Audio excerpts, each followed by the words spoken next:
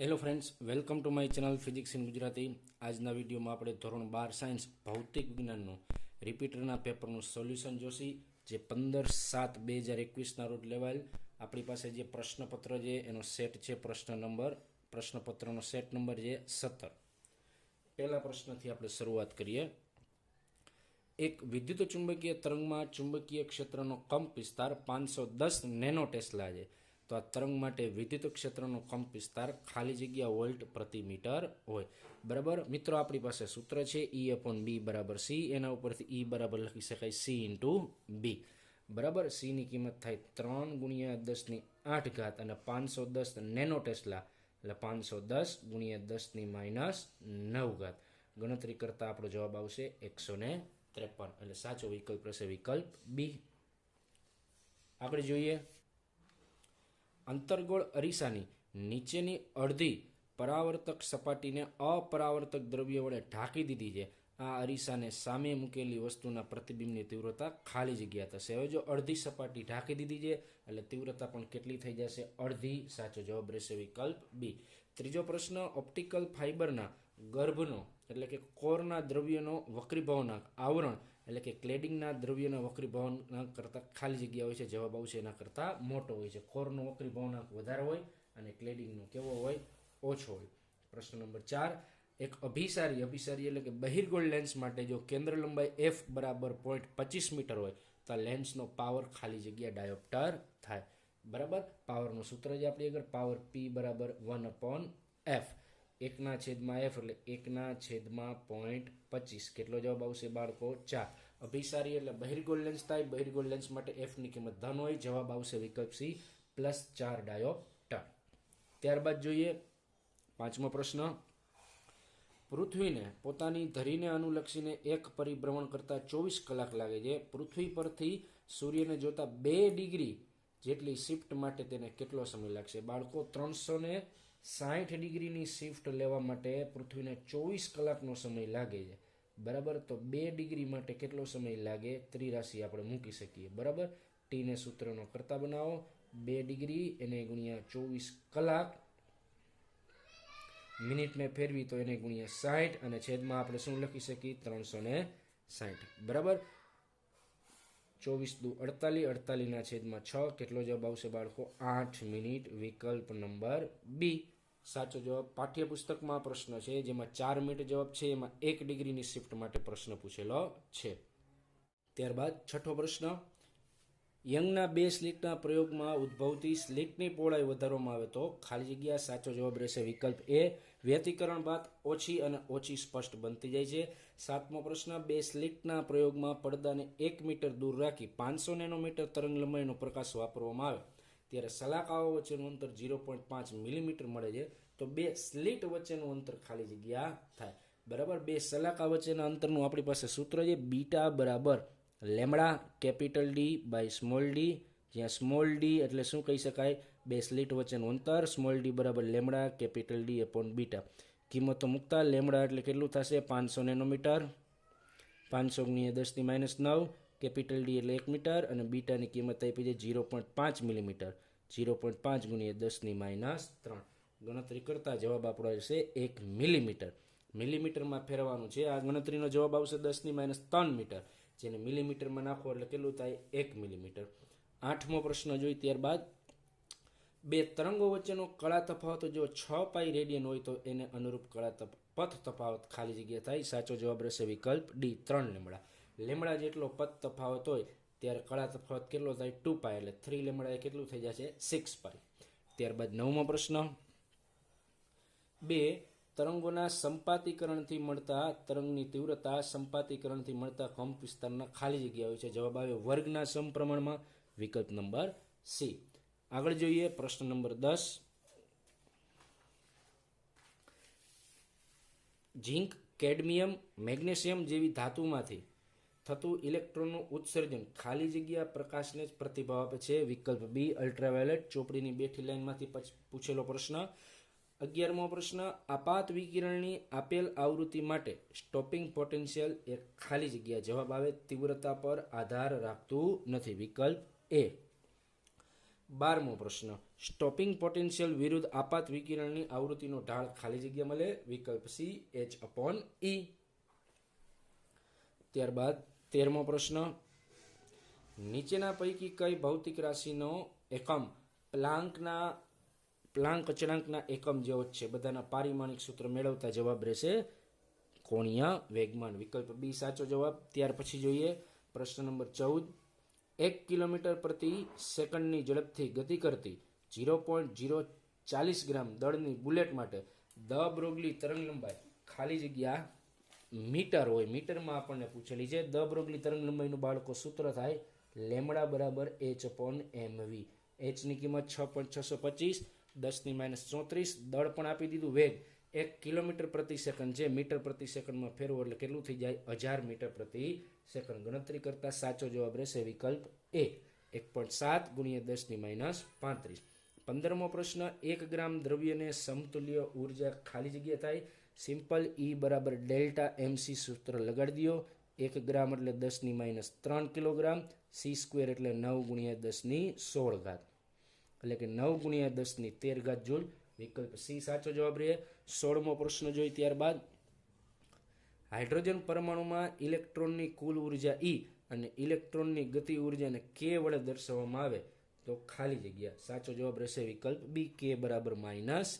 કારણ કે ગતિ ઉર્જાનું સૂત્ર થાય 1/8πε0 Z²/r, જ્યારે કુલ ઉર્જાનું સૂત્ર એ જ થાય પણ કેવું હોય? માઇનસમાં હોય. 17મો પ્રશ્ન, હાઇડ્રોજન વર્ણપટ માટે નીચેના પૈકી કઈ શ્રેણી પારરક્ત વિભાગમાં જોવા મળતી નથી? જવાબ આવશે વિકલ્પ એ લાઇમન. જ્યારે બામર છે દ્રશ્ય પ્રકાશમાં હોય, બાકીની 3 બ્રેકેટ, પાસન અને ફૂન પારરક્ત વિભાગમાં મળે. આગળ જોઈએ પ્રશ્ન નંબર 18, હાઇડ્રોજન પરમાણુમાં તૃતીય ઉત્તેજિત અવસ્થામાં રહેલા ઇલેક્ટ્રોનની આયનીકરણ ઉર્જા ખાલી જગ્યા થાય. તૃતીય ઉત્તેજિત અવસ્થા એટલે બાળકો n બરાબર કેટલા લેવા પડે? 4. અને આપણી પાસે ઉર્જાનું સૂત્ર છે -13.6/n². n બરાબર 4 મૂકો એટલે 13.6/16. સાચો જવાબ રહેશે વિકલ્પ સી 0.85. આયનીકરણ ઉર્જા છે એટલે પ્લસ કરીને આપવી પડે. ત્યાર પછી 19મો પ્રશ્ન, 80 મર્ક્યુરી 198, ત્યાર પછી 79 Au 197 એકબીજાને ખાલી જગ્યા. હવે જો સમસ્થાનિક માટે Z સમાન થવું જોઈએ, સમદળીય માટે A સમાન થવું જોઈએ. અહીંયા આપણે ન્યુટ્રોનના ઘટકો, ન્યુટ્રોનની સંખ્યાની ગણતરી કરી તો બંનેમાં સમાન મળશે. 19માં જવાબ આવશે વિકલ્પ ડી આઇસોટોન. 20મો પ્રશ્ન, 1 મિલીક્યુરી બરાબર ખાલી જગ્યા 2 ક્યુર. હવે જો 1 મિલીક્યુરી એટલે 10⁻³ ઘાત ક્યુરી લખી શકાય, અને 1 ક્યુરી એટલે કેટલું લખી શકાય? 3.7 × 10⁻10 બેક્યુર. બરાબર, સાચો જવાબ કેટલો રહેશે? 3.7 × 10⁻7 ઘાત, વિકલ્પ ડી. 20માં જવાબ આવશે વિકલ્પ ડી. 21મો પ્રશ્ન જોઈ, એક રેડિયો એક્ટિવ તત્વનો અર્ધાયુ 12 વર્ષ છે, તો 48 વર્ષ પછી તેની એક્ટિવિટી કેટલી હોય? 48 વર્ષ એટલે કે 4 વખત અર્ધાયુ પસાર થઈ ગયા, તો એની એક્ટિવિટી કેટલી થાય? I' બરાબર I0/2n. 4 અર્ધાયુ પસાર થયા એટલે 2⁴ ઘાત 16, I0/16. 21માં જવાબ રહેશે વિકલ્પ ડી. આગળ જોઈએ પ્રશ્ન નંબર 22મો, ન્યુક્લિયનની બંધન ઉર્જા વિરુદ્ધ પરમાણુ દળના વક્ર માટે EBNનું મહત્તમ મૂલ્ય 8.75 મેગા ઇલેક્ટ્રોન વોલ્ટ બાય ન્યુક્લિયન છે, જેને સંલગ્ન પરમાણુ દળાંક એનું મૂલ્ય ખાલી જગ્યા થાય. 26 Fe 56 માટે બાળકો EBNનું મૂલ્ય 8.75 થાય એટલે પરમાણુ ભાર કેટલો આવશે? A બરાબર 56, વિકલ્પ એ સાચો જવાબ. 23મો પ્રશ્ન, શુદ્ધ એટલે કે આંતરિક અર્ધવાહકમાં મુક્ત ઇલેક્ટ્રોનની સંખ્યા ઘનતા Ne અને હોલની સંખ્યા ઘનતા NH હોય તો Ne બરાબર NH, વિકલ્પ સી સાચો જવાબ. 24મો પ્રશ્ન, બાયસિંગ કર્યા વગર PN જંકશનમાં હોલ P વિસ્તારમાંથી N વિસ્તારમાં વિસ્તરણ પામે છે, શું કામે? તો કે સંખ્યા ઘનતાનો તફાવત હોય, એટલે કે વિકલ્પ સી સાચો જવાબ રહેશે. P વિસ્તારમાં હોલની સંખ્યા ઘનતા N વિસ્તાર કરતાં વધુ હોય છે. આગળ જોઈએ પ્રશ્ન નંબર 25, એકબીજાથી 1 મિલીમીટરના અંતરે રહેલા ઇલેક્ટ્રોન અને પ્રોટોન વચ્ચે લાગતું વિદ્યુત બળ. હવે જવાબમાં છે ને K અને E એમને માપેલા છે, તો આપણે વિદ્યુત બળનું સૂત્ર લખી K Q1 Q2/r², એટલે K એમને Q1 અને Q2 એટલે E × E² છેદમાં અંતર r નો વર્ગ. હવે 1 મિલીમીટર છે, 1 મિલીમીટરને મીટરમાં નાખો 10⁻³ એનો વર્ગ. બરાબર, હવે એક પ્રોટોન છે ને એક ઇલેક્ટ્રોન છે, એટલે E × E કરો એટલે એક E કેવું આવશે? માઇનસ. ગણતરી કરતા જવાબ કેટલો આવશે? -10⁶ ke સ્ક્વેર વિકલ્પ સી સાચો જવાબ રહેશે 25માં. 26મો પ્રશ્ન વિદ્યુત ફ્લક્સનું પારિમાણિક સૂત્ર ખાલી જગ્યા થાય. હવે જો ફ્લક્સનું સૂત્ર થાય E ઇન્ટુ એ. એ કોસ થીટા એકમ માટે આપણે E ઇન્ટુ એ લઈ. ઈનો એકમ થાય ન્યૂટન બાય કુલમ અને એ એટલે શું લખી શકાય મીટર સ્ક્વેર. ન્યૂટનનું લખી શકાય 1 - 2 મીટર સ્ક્વેરનું L2 અને કુલમ એટલે A1 T1. વિકલ્પ ડી સાદરૂપ આપતા જવાબ મળશે M1 L3 T-3 અને A-1. 27મો પ્રશ્ન એક પદાર્થ ઉપર N1 જેટલા પ્રોટોન અને N2 ઇલેક્ટ્રોન ધરાવતો એક પદાર્થ N1 પ્રોટોન અને N2 ઇલેક્ટ્રોન ધરાવતો હોય તો પદાર્થ ઉપર વિદ્યુતભારનો કુલ જે તો ધન વીજભાર થાય N1 ઇન્ટુ E, ઋણ વીજભાર થાય -N2 ઇન્ટુ E. બરાબર, કયો જવાબ રહેશે? વિકલ્પ બી N1 - N2 ઇન્ટુ E. 27માં વિકલ્પ નંબર બી N1E - N2E. બરાબર. 28મો પ્રશ્ન નીચેના પૈકી કયું અણુ વિદ્યુત ક્ષેત્રની ગેરહાજરીમાં પણ કાયમી વિદ્યુત ડાયપોલ ચાક માત્રા ધરાવે છે? એટલે કે ધ્રુવીય અણુ કયો છે એવું પૂછ્યું છે. નીચેનામાંથી ધ્રુવીય અણુ કયું થાય? વિકલ્પ એ H2O. ત્યાર પછીનો જોઈ પ્રશ્ન નંબર 29 કોઈ પણ વિદ્યુતભાર સંરચના એટલે કે ગોઠવણી માટે કોઈ બિંદુમાંથી પસાર થતું સમસ્થિતિમાન પૃષ્ઠ હંમેશા તે બિંદુએ વિદ્યુત ક્ષેત્રને કેવું હોય છે? લંબ હોય છે. વિકલ્પ સી સાચો જવાબ. 30મો પ્રશ્ન જો વિદ્યુતભાર Q ધરાવતા કણને ડેલ્ટા V જેટલા સ્થિતિમાનના તફાવતમાંથી પ્રવેગિત કરવામાં આવે તો તે ખાલી જગ્યા જેટલી ઉર્જા પ્રાપ્ત કરે. વિકલ્પ C Q into delta V. ત્યાર પછીનો 31મો પ્રશ્ન સમાન વિદ્યુત ક્ષેત્રમાં રાખેલ વિદ્યુત ડાયપોલ પર લાગતું પરિણામી બળ F સદિશ હોય અને પરિણામી ટોર્ક ટો સદિશ હોય તો ખાલી જગ્યા. બરાબર, બળ હંમેશા કેટલું રહેશે? 0 અને ટોર્ક નોટ ઇક્વલ ટુ 0. 31માં જવાબ રહેશે વિકલ્પ બી. ત્યાર પછી 33મો પ્રશ્ન સમાંતર પ્લેટ 32મો પ્રશ્ન સમાંતર પ્લેટ કેપેસિટરમાં દરેક પ્લેટનું ક્ષેત્રફળ એ બરાબર 1 મીટર સ્ક્વેર હોય, બે પ્લેટો વચ્ચેનું અંતર ડી બરાબર 1 મિલીમીટર હોય તો કેપેસિટરનું કેપેસિટન્સ ખાલી જગ્યા થાય એકદમ સામાન્ય સી બરાબર ε0 A બાય ડી. હવે જો એરિયા તો 1 મીટર સ્ક્વેર છે, નીચે ડી એટલે 1 મિલીમીટર 10⁻³ આવશે. -3 ઉપર આવે તો કેટલી થઈ જાય? +3. ε0 ની કિંમત 8.85 ગુણ્યા 10⁻12 અને એમાં +3 કરી નાખો 8.85 ગુણ્યા 10⁻9 ફેરાડે. વિકલ્પ બી સાચો જવાબ. ત્યાર પછીનો પ્રશ્ન જોઈ પ્રશ્ન નંબર 33 ઓહમના નિયમ મુજબ વાહકના પરિમાણ અને તેનું તાપમાન અચળ રહે વાહકમાંથી પસાર થતો વિદ્યુત પ્રવાહ I વધારવામાં આવે તો વાહકનો અવરોધ વિકલ્પ એ અચળ રહે છે. ખૂબ અગત્યની વસ્તુ. બરાબર, મોટાભાગના વિદ્યાર્થીઓ અને બીજા બધા પણ આમાં ભૂલ કરે છે. V બરાબર I ઇન્ટુ R આપણી આગળ સંબંધ છે R બરાબર V/I. બરાબર, વોલ્ટેજ અને કરંટનો ગુણોત્તર હંમેશા કેવો રહે? અચળ. પ્રવાહ ક્યારે વધે? જ્યારે વોલ્ટેજ વધ્યો હોય ને ત્યારે. એટલે V/I નો ગુણોત્તર હંમેશા કેવો રહે? અચળ. 33મો પ્રશ્ન ખાસ જુઓ.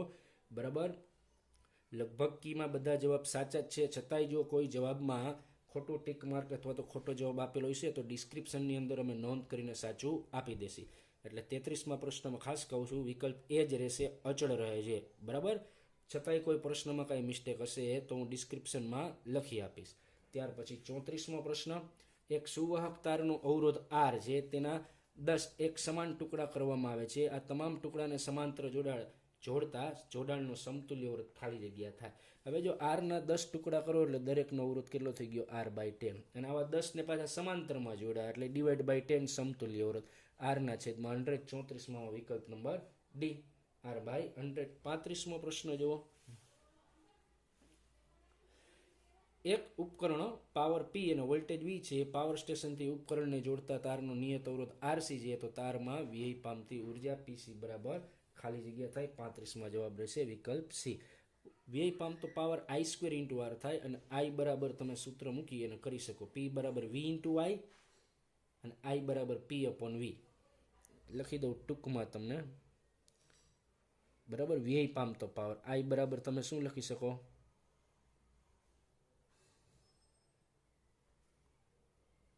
P/V² into R.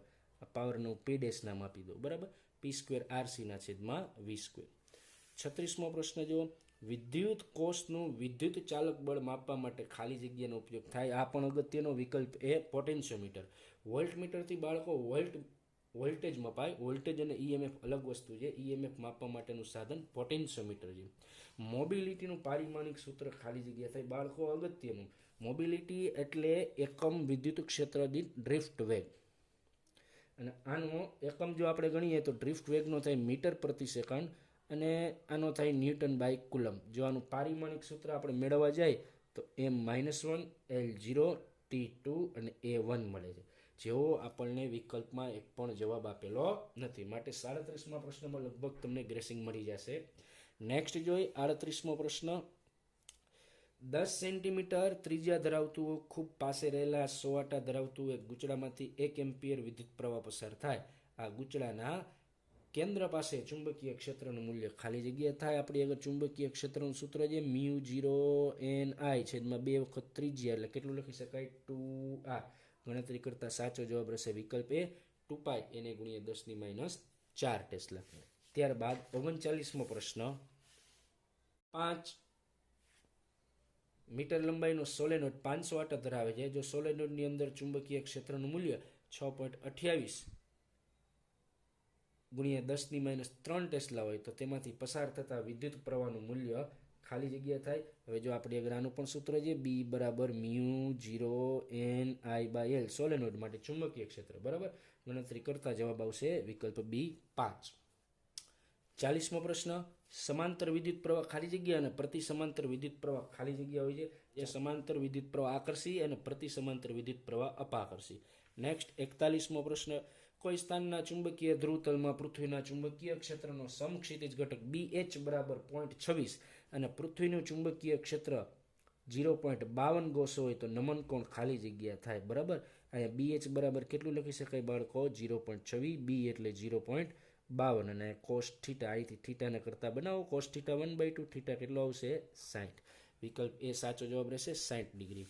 42મો એકદમ સામાન્ય પ્રશ્ન. ચુંબકત્વ માટે ગૌસના નિયમ મુજબ કોઈ પણ બંધ પૃષ્ઠમાંથી પસાર થતું ચોખ્ખું ફ્લક્સ કેટલું થાય? વિકલ્પ સી 0 બરાબર. કાયમી ચુંબકો બનાવવા માટે વપરાતા દ્રવ્યોની રિટેન્ટિવિટી ઊંચી અને કોર્સિવિટી મોટી હોવી જોઈએ. વિકલ્પ ડી સાચો જવાબ રહેશે, ઊંચી અને મોટી. થિયરી બેઝ પ્રશ્ન. પ્રેરિત વિદ્યુત ચાલક બળનો એકમ ખાલી જગ્યા છે. જો વિદ્યુત ચાલક બળનો એકમ છે ને વોલ્ટ થાય બરાબર, પણ અહીંયા આપણને અલગ અલગ એકમ આપ્યા છે. જો tesla volt per second, weber by second, henry. હવે હેનરી પણ ન શક્ય તમને, ટેસ્લા પણ ન શક્ય બને, વોલ્ટ બાય સેકન્ડ એ શક્ય નથી, વેબર બાય સેકન્ડ. પારિમાણિક સૂત્ર મેળવીને આ વસ્તુ આપણે સાબિત કરી શકીએ. 45મો પ્રશ્ન. 50 સેમી લંબાઈનો એક સુવાહક તાર 0.2 ટેસ્લાના સમાન ચુંબકીય ક્ષેત્રને લંબરૂપે 10 મીટર પ્રતિ સેકન્ડના અચળ વેગથી ગતિ કરે તો તારના બે છેડા વચ્ચે પ્રેરિત થતું EMF E બરાબર BVL સૂત્ર મુજબ BVL બધાની કિંમત મૂકી દો. વિકલ્પ આવી જાય વિકલ્પ એ 1 વોલ્ટ બરાબર. 46મો પ્રશ્ન. એસી જનરેટર એ યાંત્રિક ઉર્જાને વિદ્યુત ઉર્જામાં રૂપાંતરણ કરે. એકદમ સામાન્ય પ્રશ્ન. 46માં. 47મો પ્રશ્ન. 220 વોલ્ટ સપ્લાય અને 220 વોલ્ટ સપ્લાય માટે એક વિદ્યુત બલ્બ 100 વોટનું રેટિંગ ધરાવે છે. બલ્બનો અવરોધ ખાલી જગ્યા થાય. પાવરનું સૂત્ર P બરાબર V²/R. અહીંથી R ને સૂત્રનો કરતા બનાવો. જવાબ રહેશે એ 484 ઓહમ. ક્યુ ફેક્ટરની કિંમત ખાલી જગ્યા છે. સૂત્ર ક્યુ ફેક્ટરનું યોગ્ય સૂત્ર ક્યુ બરાબર ખાલી જગ્યા છે. આન્સર આવશે વિકલ્પ ડી ω0L/R. આદર્શ સ્ટેપ ડાઉન ટ્રાન્સફોર્મર માટે VS VP અને IS IP. વિકલ્પ ડી. 50મો પ્રશ્ન. ખાલી જગ્યા તરંગોને ઘણી વખત ઉષ્મા તરંગો પણ કહે છે. વિકલ્પ સી પારરત તેનો સાચો જવાબ રહેશે. પારરત તરંગોને ઘણી વખત ઉષ્મા તરંગો પણ કહે છે બરાબર. ચાલો પાર્ટ બી માટે હું નેક્સ્ટ વિડીયો તમને બનાવી દઈશ. અત્યારે માત્ર પ્રશ્ન પેપર જો કોઈને જોવું હોય તો જોઈ શકે છે બરાબર. જો કોઈ ઓપ્શનમાં કે ક્યાંય ભૂલ રહેલી હશે તો ડિસ્ક્રિપ્શન બોક્સમાં જણાવી આપવામાં આવશે બરાબર. જો તમે અમારી ચેનલ ઉપર નવા હોય તો ચેનલને સબસ્ક્રાઈબ કરો. Thank you.